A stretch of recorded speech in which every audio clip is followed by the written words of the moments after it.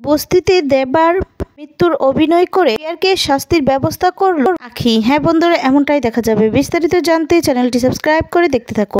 আগামী পর্বে দেখা যাবে দেবার মৃত্যু হয়েছে, এই অবস্থায় বস্তিতে নিয়ে যায়। আর দেবার এই অবস্থা দেখে সবাই কান্নায় ভেঙে পড়ে।